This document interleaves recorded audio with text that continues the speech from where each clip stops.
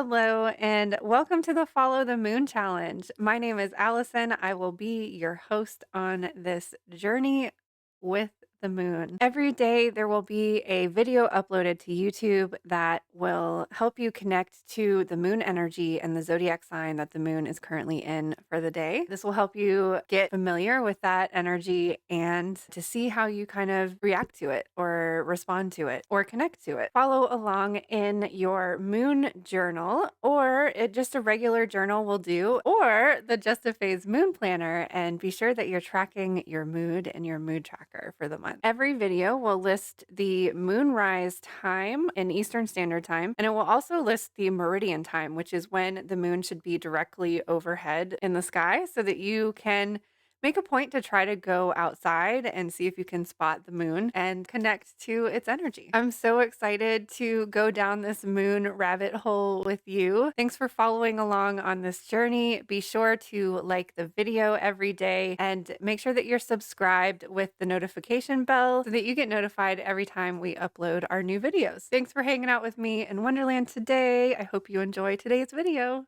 Today is day 26 of the Follow the Moon Challenge, and we have a waning crescent Capricorn moon. The moon will rise at 3:21 a.m. It will be directly overhead around 8 a.m. and it will set on the western horizon around 12:40 p.m. Now that we have passed our last quarter or half empty moon, we have a waning crescent moon. If I could give you a permission slip for a waning crescent moon, it would be to chill out.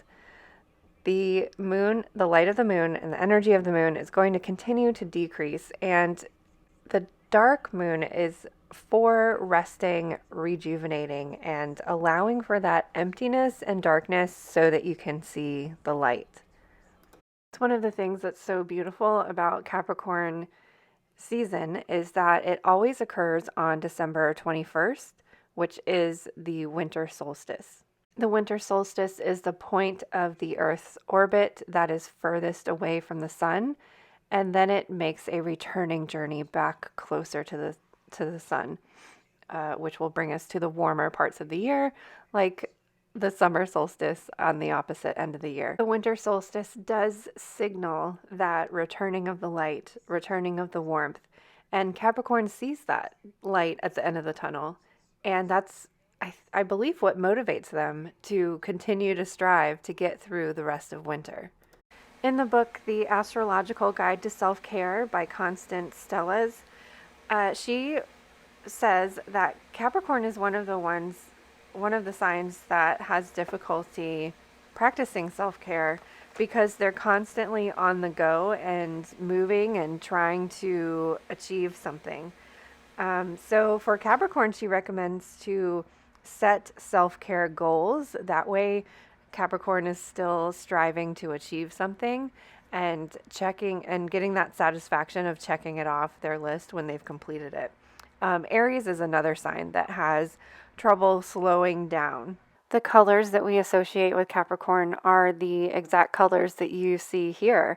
If you were to go outside and take a picture right in the middle of winter, you're going to have the blue sky and you're going to have these neutral grays and these bare trees that don't have any green or fruit on them. The lack of resources is really what gives Capricorn its drive to make it through the winter.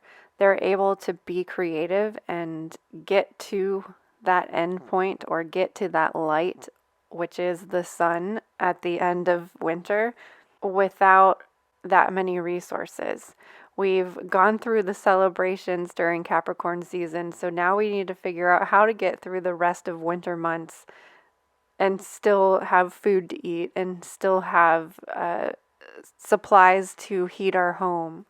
So Capricorn's energy is all about determination and building and climbing and success and achievement and getting to that goal, climbing to the top of the mountain. This is a wonderful time to visualize sitting at the top of the mountain or sitting where at the end of your goal and have that vantage point and perspective that allows you to see, oh, what would it take? What are the steps that I need to take to get to the top of this mountain?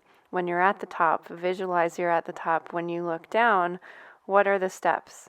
Or you could start at your goal and work your way backwards. So this is why we use the action plan in the Just a Phase Moon Planner, so that you can come up with like 3 things that you can commit to this month that are going to help you get to your goal. The mind map gives you an opportunity to just brain dump all of your ideas. Like, how can I make this happen? Like, no matter what it is, just write it down and it might inspire or spark an actual idea that might work. And this is the kind of stuff that Capricorn likes to do. They like to succeed. They like to figure out how to succeed. And they like to accomplish and complete those steps. And again, this would be a good time to look ahead at the Pisces new moon information and maybe start journaling and filling out that information there. And the reason I say that is because, like, you don't have to only do the new moon stuff on the new moon. Do it when you have energy. This planner is all about figuring out what your cycle is and how you can best get into that flow and to that rhythm.